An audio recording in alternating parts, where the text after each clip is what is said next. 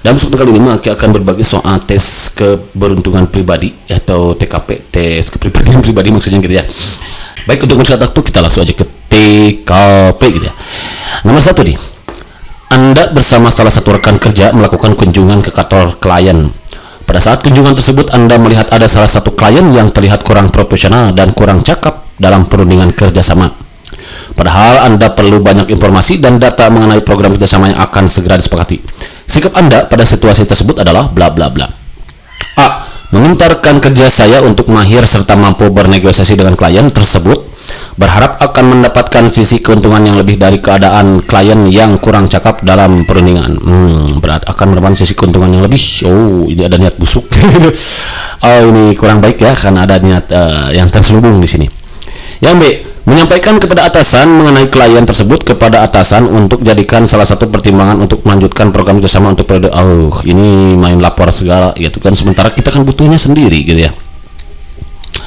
Kalau seperti ini susah nih gitu, jadi membangun jaring kerjanya. C. Membatalkan kesepakatan kerjasama yang telah terjalin untuk program, apalagi ini ya, membatalkan kesepakatan kerjasama yang telah terjalin untuk program yang telah terlanjut berjalan bisa diberikan kepada pihak lain dan saya akan menyarankan klien tersebut untuk mencari mitra kerjasama yang lain. Oh, ini kurang baik ya. Ini juga kurang baik. Yang D. Berusaha dan mencoba tetap mencari informasi penting meskipun saya yakin untuk membatalkan kerjasama. Ini juga sama, ada itikat membatalkan, berarti kurang baik juga. Yang E. Berarti jawabannya yang E, udah ini ketemu nih. Berusaha untuk tidak terlalu kaku dan arogan dalam menggali informasi dari klien tersebut sehingga ia tidak gugup dan bisa berunding secara profesional. Oke, betul, jawabannya E ya. Jadi kita harus berusaha membuat dia jadi tidak gugup, tidak gugup, dengan diantaranya bisa memberi motivasi dia gitu ya, menyemangati dan lain sebagainya. Itu dia. Nomor 2. Dalam rangka merayakan ulang tahun anak rekan kerja Anda yang sangat dekat dengan Anda, rekan Anda mengundang Anda dan meminta Anda untuk datang ke acara ulang tahun anaknya tersebut yang akan diadakan besok malam di sebuah restoran cepat saji tidak jauh dari kontrakan Anda. Anda tahu persis sudah pasti akan diadakan pesta untuk anak-anak yang sangat meriah. Padahal Anda sendiri sangat tidak menyukai anak-anak, maka yang Anda lakukan, jadi ceritanya kita tidak suka anak-anak, tapi rekan kerja kita akan merayakan ulang tahun dan apalagi mengundang kita. Bagaimana nih? Nah, tentunya ini akan berpengaruh terhadap jejaring kerja kita gitu. Kalau tindakan yang kita ambil itu kurang berkenan di hati teman kita, tentunya ini akan membuat jejaring kerja kita menjadi terganggu juga. Nah, bagaimanapun juga kita harus berstrategi kawan-kawan di sini ya. Strategi yang positif tentunya ya, bukan strategi jahat atau niat yang tidak baik, yang niat busuk itu tidak baik. A. Menelepon dan memohon maaf karena tidak akan hadir dan memberi kado di lain kesempatan. Ini kurang baik kayaknya. Hadir sebentar saja, memberikan kado dan segera pulang untuk menghargai undangan. Ini masih mending hadir nih. Datang dengan ekspresi yang tidak menyenangkan. Wah, ini apalagi karena banyak anak-anak. Datang dan memberi kado dan mengikuti acara sampai selesai. Tidak datang tanpa kabar siapapun, apalagi ya. Yang betul adalah D. Datang dan memberi kado dan mengikuti acara sampai selesai. Tentunya kawan, itu yang bagus ya. Jadi bagaimanapun juga kita meskipun tidak suka anak-anak ya, kalau ingin di jaring kerja kita tidak terganggu dengan rekan kerja, tentunya kita harus datang, apalagi karena akan mengundang. Karena perlu kita ketahui kawan-kawan, dengan kita diundang oleh rekan kerja kita berarti rekan kerja itu sudah menghargai kita sebagai temannya. Beda loh kalau kita tidak undang, berarti kita nanti jadi datangnya tamu dari undang gitu, datang tadi undang, nantinya bahaya itu kan, kayak jelangkung gitu. Jadi bagusnya apalagi kalau diundang harus datang kawan-kawan sampai selesai pokoknya untuk membangun kerjasama yang baik tentunya ya. Dalam hal ini berarti kolaborasi gitu kawan-kawan. Nanti di CPNS kawan-kawan akan menemukan materi kolaborasi atau WOG, Whole of Government. Oke, next, number 3. Seorang relasi kerja yang sangat dekat dengan saya mengundang saya untuk menghadiri acara pernikahan anaknya di kota yang sangat jauh dari tempat saya berada. Saya akan A. Mengirim anak buah saya untuk datang karena tidak kuat melakukan perjalanan jarak jauh, masih mending ini ya. B. Mendatangi undangan tersebut sebagai penghormatan kepadanya. C. Mendatangi undangan tersebut karena dia merupakan pemberi keuntungan yang cukup besar pada perusahaan saya. D. Mendatangi undangan tersebut dengan mengajak seluruh keluarga saya. Nah, ini bagus nih. E. Tidak menghadiri acara namun memberi sumbangan yang cukup besar. Jadi yang bagus itu D. Mendatangi undangan tersebut dan mengajak seluruh keluarga saya. Jadi kalau ada sama kayak tadi gitu kan ya, dia mengundang kita di acara, apalagi ini pacar pernikahan kawan-kawan ya, di acara pernikahan anaknya. Perlu kita ketahui kawan-kawan ya, bahwa acara pernikahan, kematian itu kan yang terjadi seumur hidup sekali gitu ya, untuk yang menikahnya satu kali gitu ya. Kecuali kalau mau nikah berapa kali, tapi kan rata-rata itu nikahnya satu kali.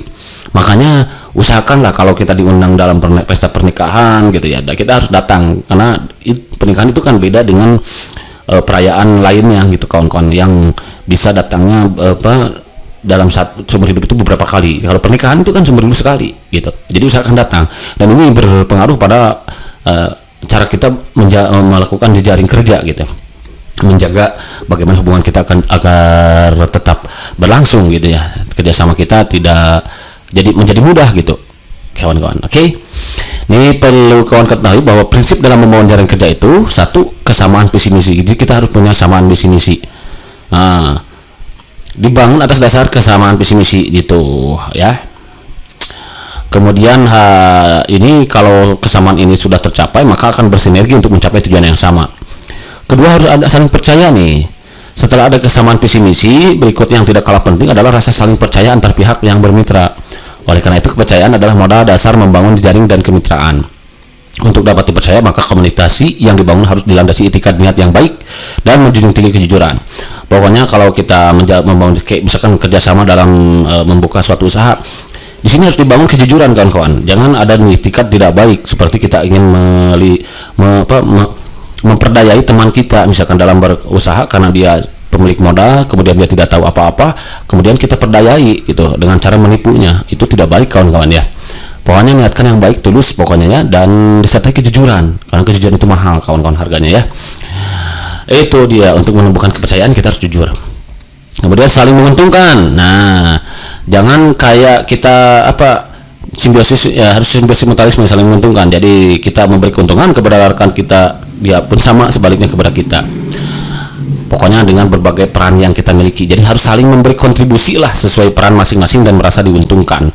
Karena pada kenyataannya kan setiap manusia itu memiliki kelemahan dan kelebihan. Kita harus saling menutupi kelemahan itu dan memperkuat kelebihan itu gitu kawan-kawan maksudnya. Kemudian efisiensi dan efektivitas. Nah, meningkatkan efisiensi waktu dan biaya tenaga. Efisiensi tersebut tentu saja tidak mengurangi kualitas proses dan hasil. Justru sebaliknya dapat meningkatkan kualitas proses dan produk yang dicapai. Dengan kemitraan dapat dicapai kesepakatan pihak berminta melakukan apa sehingga mencapai tujuan menjadi lebih efektif. Jadi harus efektif dan efektivitas. Kemudian komunikasi timbal balik, harus ada komunikasi. Tanpa komunikasi timbal balik maka akan terjadi dominasi satu terhadap yang lainnya yang dapat merusak hubungan. Jadi kalaupun kita berkomunikasi ya bertemu dalam upaya menjaring jejaring kerja, kalau terus didominasi oleh kita seseorang, tentu kita kan tidak suka juga nanti. Misalkan kita ngobrol dengan teman kita, terus aja teman kita yang ngobrol, sementara kita tidak kebagian waktu untuk ngobrol, kesempatan gitu maksudnya untuk berbicara, itu sama saja gitu ya. Begitu juga kitanya banyak ngobrol, jangan seperti itu, nanti orang lain juga kan jenuh gitu ya. Kecuali kalau di sini bebas ngobrol gitu ya, karena gak ada lawan kerjanya nih. Komitmen yang kuat, nah dia harus akan terbangun dengan kuat dan permanen jika ada komitmen satu sama lain terhadap kesepakatan yang buat. Jadi buat kesepakatan lalu komitmen gitu kawan-kawan. Itu yang akan mempermudah ya. Nah, strateginya membangun kerja personal itu menjadi pendengar yang baik. Kita harus jadi pendengar tadi. Saat teman kita berbicara, maka kita harus mendengarkan. Jangan terus kita yang ngomong ya. Jadi tidak mendengar pembicara orang lain, salah itu. Mengupayakan dalam 72 jam berarti kurang lebih 3 hari 3 malam ya, kita harus berusaha jalin komunikasi dengan calon partner kita agar mereka tidak melupakan kita begitu saja. Jalin komunikasi gitu ya, jangan merasa ya kalau tidak sering komunikasi bahaya ini ya. Bersikap sabar tetapi aktif dan proaktif dalam memberi. Memberi di sini kita juga harus sabar ya kawan-kawan. Teman kita banyak bicara gitu ya, kita harus sabar dulu ya. Tapi aktif memberi apa? Memberi kebaikan tentunya ya, memberi bantuan, memberi apalah pokoknya itu yang kiranya bisa membangkitkan semangat kepercayaan teman atau rekan kerja kita. Bersikap lebih cerdas dan selalu menyampaikan polisi yang akurat dan apa adanya, jangan dilebih-lebihkan. Terus kesinambungan dan komunikasi, harus ada komunikasi juga tadi ya. Nah, kasus yang tadi ini diantaranya yang tadi ini nih, dalam upaya menghadiri acara pernikahan itu berarti kita sudah membangun komunikasi dan apa lain sebagainya gitu ya. Kemudian membangun kepercayaan, kemudian saling menguntungkan, masuk gitu ya. Dan komunikasi timbal balik gitu kawan-kawan. Oke, itu dia. Sebelumnya kita harus tahu dulu what is the meaning radikalisme, apa sih yang dimaksud dengan radikalisme itu. Nah, Dalam Kamus Besar Bahasa Indonesia, radikalisme itu adalah suatu paham atau aliran radikal dalam politik. Jadi sebetulnya kalau radikalisme itu bukan dalam agama ya, tapi sebetulnya dalam politik. Nah, biasa kalau orang bermain politik itu semua apapun dihalalkan gitu ya, kalau politik jahat gitu ya. Tapi kalau nggak semua politik seperti itu kawan-kawan ya. Jadi nggak semua ada yang baik juga tentunya ya, seperti kita lah, ada yang baik ada yang tidak gitu ya. Warnanya ada putih ada hitam gitu, jadi hitam putih gitu ya. Jadi itu tidak berkaitan dengan agama melainkan dengan politik. Paham atau aliran yang menginginkan perubahan atau pembaharuan sosial dan politik nih, tetap politik juga ya, dengan cara kekerasan atau drastis. Jadi ingin ada perubahan tapi dengan cara kekerasan, itu yang nggak boleh. Atau sikap ekstrim dalam aliran politik, masih dalam aliran politik. Jadi sebetulnya bukan dalam aliran agama kalau radikalisme itu. Jadi intinya dalam politik yang ekstrim. Nah, radikalisme itu kalau dibiarkan nanti bisa menimbulkan ekstremisme. Nah, lalu dari ekstremisme ini muncullah terorisme. Jadi terorisme itu sebetulnya ada akibat adanya radikalisme. Jadi menginginkan perubahan dalam waktu singkat, nah tapi dengan kekerasan gitu ya, hingga akhirnya muncul ekstremisme. Lalu muncullah terorisme, ingin ada perubahan cepat tapi harus meninggal sama yang pelakunya gitu ya. Nah, ini terorisme gitu. Adapun ini kalau radikalisme itu adalah menjungkir balikan nilai-nilai yang ada. Ciri-cirinya itu adalah intoleran, dia itu ya, ciri-ciri radikalisme itu dia intoleran ya, tidak toleransi berarti ya. Tidak memiliki toleransi pada golongan yang memiliki pemahaman berbeda di luar golongan mereka. Jadi kalau ada yang berbeda itu tidak toleran gitu. Kalau ada yang berbeda agama, keyakinan, dia nggak toleran. Nah, itu radikalisme, berarti kita sudah terjangkit virus radikalisme. Itu. Nah, kalau ada yang berbeda cara pandang, misalkan ya apalagi cara melakukan peribadatan, itu sudah jelas, itu sudah intoleran. Itu nggak boleh kawan-kawan ya. Nggak boleh ada di dalam diri kita itu.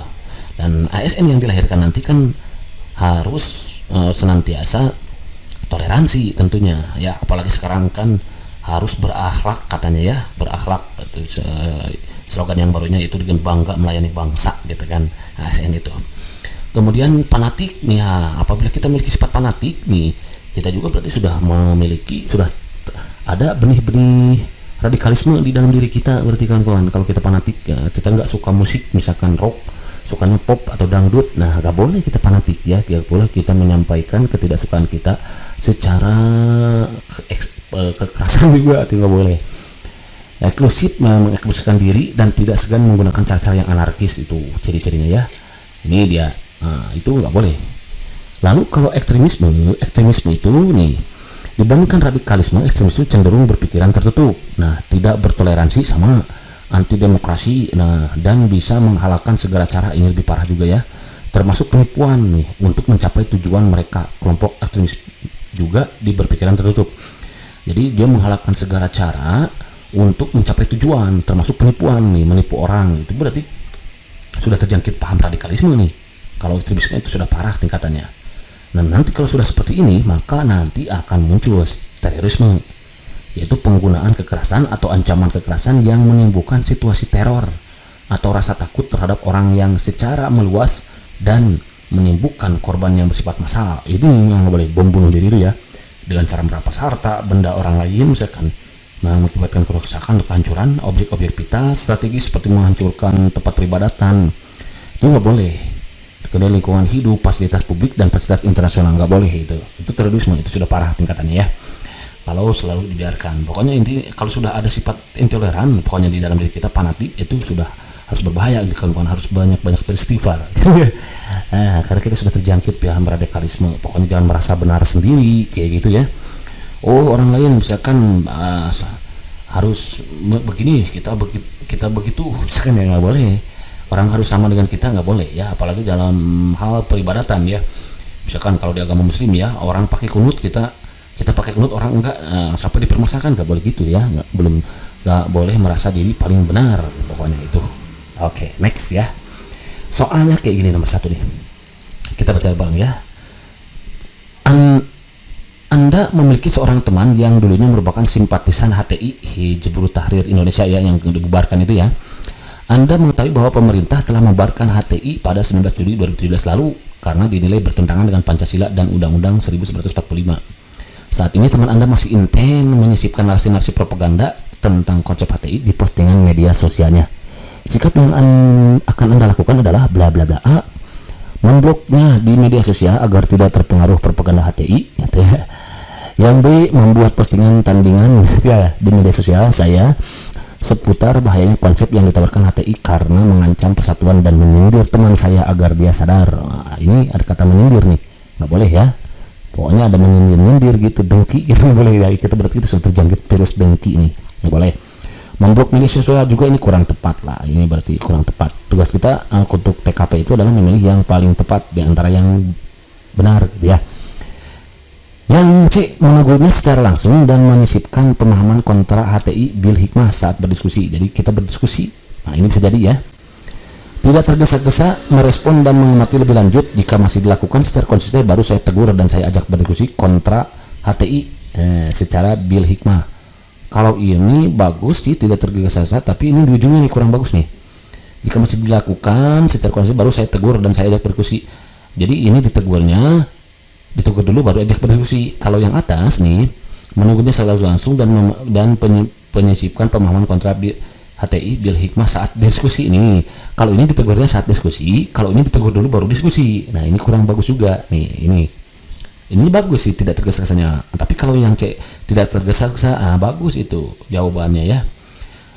Kemudian dilanjutkan dengan yang ini, yang C gitu ya, tidak tergesa merespon dan mengamati lebih lanjut. Jika masih dilakukan secara konsisten, baru saya tegur secara langsung dan menyisipkan pemahaman kontra HTI bil hikmah saat berdiskusi. Baru itu paling tepat ya. Siapa tahu nanti begitu soalnya ya. Meninggalkan komentar di postingan teman saya berupa narasi kontra HTI secara bil hikmah. Apalagi nih ya, perang dunia ketiga ini yang mengajak perang nih. Jadi kalau begitu jawaban yang mana yang paling tepat? Yang C kayaknya nih. Nih urutannya ya. Kalau ternyata yang paling besar itu yang C, dari jawaban yang paling tepat itu yang ini. Poinnya 5 ya. Yang ini 5 poinnya. Kalau yang A, memblok di media sosial, itu poinnya 2 nih. Langsung diblok, itu bagus itu ya, biar tidak terpengaruh boleh.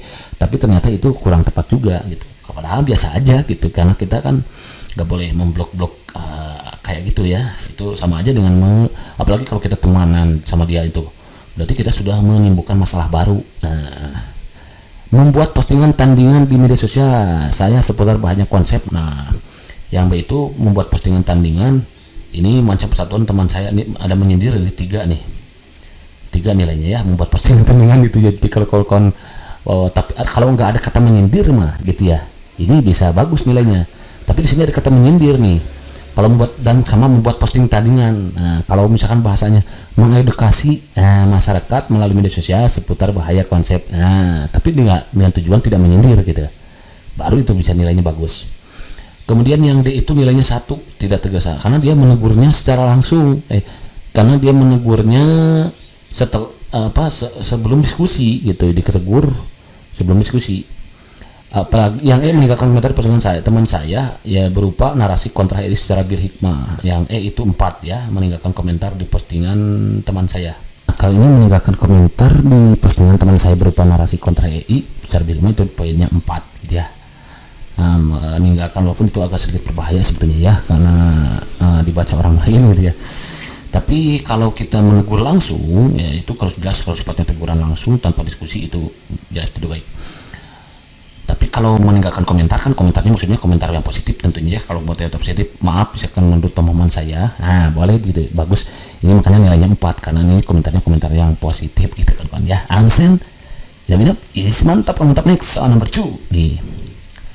Anda baru saja menyaksikan video pada kanal YouTube Sekretariat Presiden. Nah, sudah sebrek belum? Sebrek ya kalau yang belum. Di dalam video tersebut, Presiden Joko Widodo menyoroti sejumlah ancaman di ruang digital, mulai dari penyebaran hoax hingga radikalisme berbasis digital. Jadi, perlu kawan-kawan ketahui bahwa hoax dan radikalisme itu termasuk isu nasional. Ya, ada 7 isu nasional. Nanti kalau kawan-kawan lolos jadi PNS, nanti kawan-kawan akan mempelajari 7 isu nasional. Ada yang disebut dengan isu kontemporer nantinya ya. Presiden meminta publik mengisi ruang digital dengan konten yang positif. Sebagai ASN, tindakan yang akan Anda lakukan adalah bla bla bla. lebih mawas diri serta turut andil dalam memberikan bantuan dengan mengedukasi masyarakat untuk mewaspadai radikalisme berbasis digital dan mengisi ruang digital dengan konten yang positif. Ya, ini bisa jadi nih. B. Tetap aktif di media sosial serta membentengi diri agar terhindar dari paham radikalisme yang saat ini kian merebak. Bisa jadi ini bagus. Fokus menjalankan tanggung jawab pekerjaan dan mendukung upaya pemerintah melawan radikalisme. Ini kecil nilainya ya, tapi lebih tinggi yang ini ya, lebih tinggi yang ini gitu ya. Menggelar diskusi dengan teman sesama ASN agar bisa mendeteksi sejak dini jika ada teman yang terpapar paham radikalisme. Wah, ini banyak pekerjaan ya ya. Menghindari media sosial karena takut khawatir akan terpapar paham radikalisme, apalagi kalau ini, wah ini udah masuk fanatik ini kita gitu. Wah, kalau fanatik berarti kita sudah terpapar radikalisme sebetulnya ya. Jadi urutan yang paling tepat itu yang A ya, tuh ternyata ini poinnya 5 ya. Jadi jawaban yang paling tepat yang A 5. Yang B itu 4 nih, 4. Tetap aktif di media sosial serta membentengi diri agar kalau kita masih aktif menggunakan media sosial dan membentengi diri agar tidak dari paham radikalisme, maka ini poinnya 4 nih, bagus juga. Tapi 4 ya di bawah yang ini. Harusnya kita tetap aktif. Nah, kalau yang atas kan tetap aktif, kemudian mawas diri serta tapi ikut berperan dalam mengedukasi masyarakat tentang bahaya radikalisme dan jenis-jenisnya gitu ya, serta mengisi konten media sosial dengan hal yang positif itu. Yang C itu 3 nilainya, fokus menjalankan tanggung jawab dan pekerjaan dan mendukung upaya pemerintah melawan radikalisme. Jadi kita fokus tapi kita memberi dukungan saja sudah dapat nilai itu 3 gitu ya. Yang D itu 2, menggelar diskusi itu 2 nilainya ya. Nah, ini yang parah itu menghindari media sosial karena takut khawatir akan terpapar radikalisme. Nanti kita akan tidak up to date, bahaya ini ya. Sementara kita kan harus sekarang itu ASN itu yang terjaring, nanti diharapkan nanti mampu memanfaatkan fasilitas teknologi yang ada, media sosial yang ada gitu ya. Kaitannya dengan industri 4.0 dan juga era society 5.0 itu. Jadi jawaban yang tepat itu yang A, begitu kan kawan? Understand? Idam-idam? Jadi mantap, kalau mantap. Next, number 3. Anda tergabung dalam sebuah grup WhatsApp yang tengah ramai oleh isu yang mengarah ke ujaran kebencian pada etnis tertentu. Pada awalnya, ada salah satu anggota grup yang membagikan pesan broadcast ke grup, kemudian ditanggapi oleh sebagian besar anggota di grup WhatsApp. Jadi, diawali dengan diskusi, kemudian berakhir dengan keluarnya hujatan pada etnis tertentu. Dalam situasi ini, sikap yang akan Anda lakukan gimana? Nah, biasanya kita kan masuk sebuah grup nih, masuk sebuah grup WhatsApp. Tiba-tiba ada yang berbagi atau broadcast ya, membagikan pesan broadcast ke grup, kemudian ditanggapi oleh sebagian anggota yang lain. Nah, biasanya kan suka seperti itu ya, terjadi ya, ini kenyataan ya. Kemudian diawali dengan pertamanya diskusi, tapi lama-lama ternyata ada hujatan pada etnis tertentu. Itu kan nggak baik sebetulnya ya. Maka sikap yang akan kita lakukan bagaimana gitu.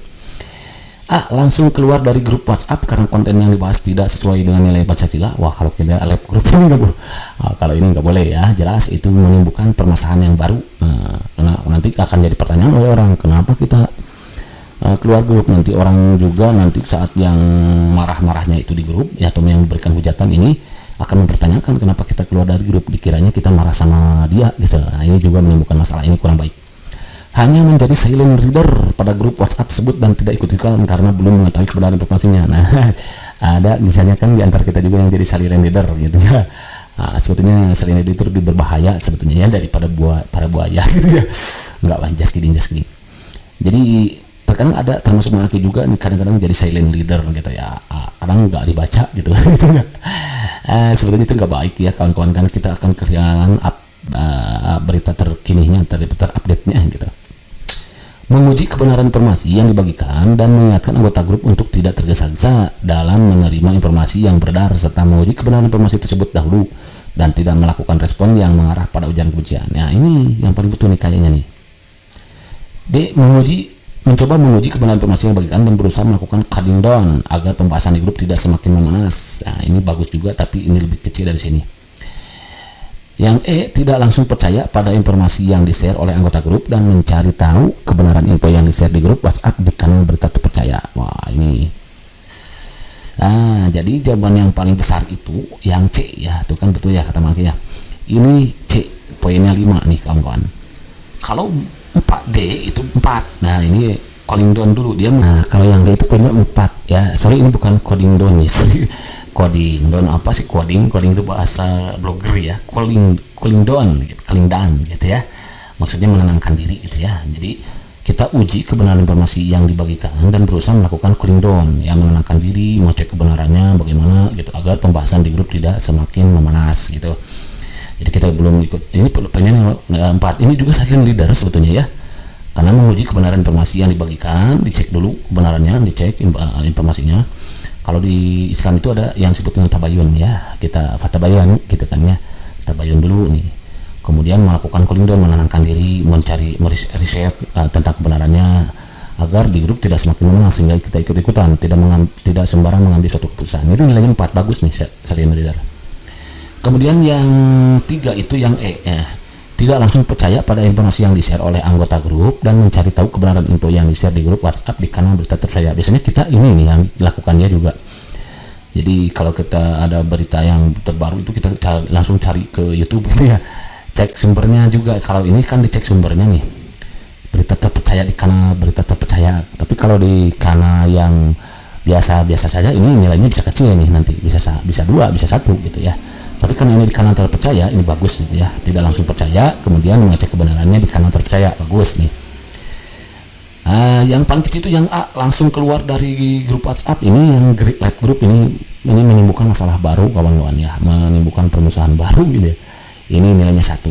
Dan yang kedua, hanya menjadi silent leader pada grup WhatsApp tersebut dan tidak ikut-ikutan karena belum mengetahui kebenaran sendirinya. Ini 2 ternyata nilainya ya. Jadi kalau kita silent leader saja, ternyata kawan-kawan dapat nilai 2 kepribadiannya ya. Begitu kawan-kawan. Understand?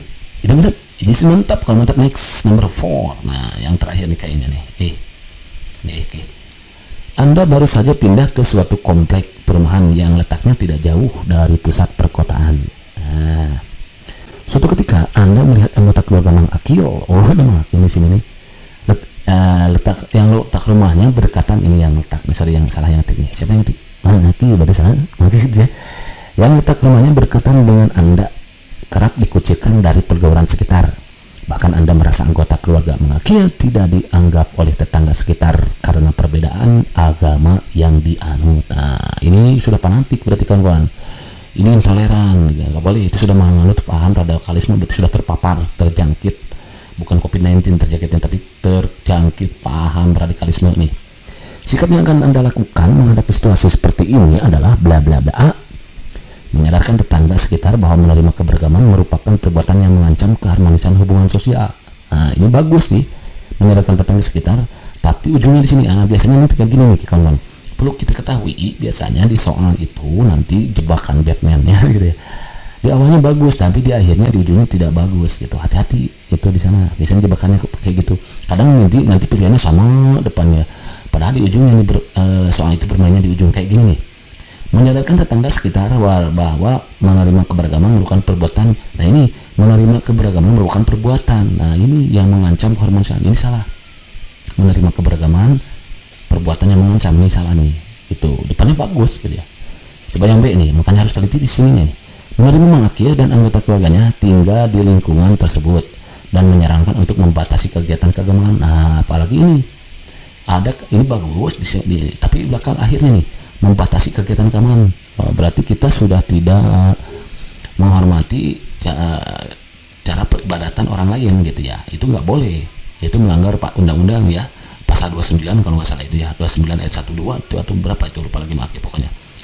Pokoknya kita harus toleransi. Ini pun membatasi, orang membatasi itu jelas tidak baik karena ini akan menimbulkan masalah baru. Bisa saja nanti menyinggung perasaannya gitu kan ya. Ini jelas intoleran lah pokoknya. Karena kalau kita benar-benar mengamalkan nasionalisme ya, pengamalkan nilai Pancasila, tentunya kita harus menghargai dan menghormati cara peribadatan orang lain. Gitu. Nggak boleh kita membatasinya gitu. C, menyadarkan tetangga sekitar agar memberikan kesempatan kepada Mang Akil dan keluarga untuk tinggal di perumahan tersebut. Bisa jadi ini. Menerima Mang Akil dan anggota keluarganya tersebut dengan memberikan kesempatan untuk menyampaikan rasa kecewa. Ini sudah bagus di depannya, tapi ini menyampaikan rasa kecewa. Wah, jelek juga ini kepada masyarakat karena mendiskriminasinya. Ini nggak boleh juga nih, menimbulkan permusuhan, dendam, nanti iri dengki muncul di sini. Kebencian ya. Ini jelas wrong. menyadarkan tetangga sekitar mengenai keberagaman agama sebagai suatu hal yang tidak perlu dipermasalahkan. Nah, menyadarkan tetangga sekitar mengenai keberagaman agama sebagai suatu hal yang tidak perlu dipermasalahkan. Ini bisa jadi antara C dan D. Nah, tugas kita adalah memilih satu di antara dua gitu ya. Itu yang berat kan, dia memilih satu di antara dua nih.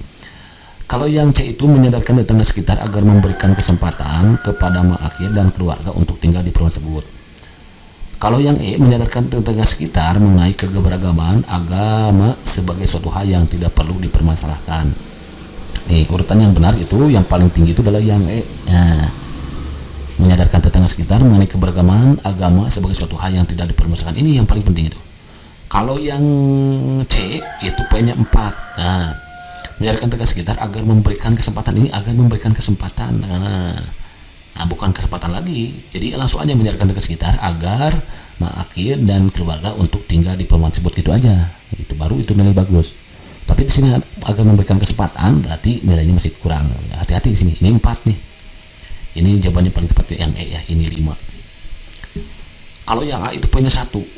Menyadarkan tetangga sekitar bahwa menerima keberagaman merupakan jelas salah. Ini 1. Yang B itu 2 ya, menerima mak akir dan anggota keluarga tinggal di lingkungan tersebut dan menyarankan untuk membatasi. Nah, ya, 2 nih. Nah, yang ketiga ya yang ini kan, menyadarkan tetangga sekitar. Yang keempat, menerima mak akir dan anggota keluarganya tersebut dengan memberikan kesempatan untuk menyampaikan rasa kecewa. Yang D itu 3 ya nggak boleh. Itu menimbulkan permasalahan baru nih, masalah baru. Jadi jawaban yang paling tepat itu yang E. Begitu kan, understand? Ya, ini mantap. Kalau mantap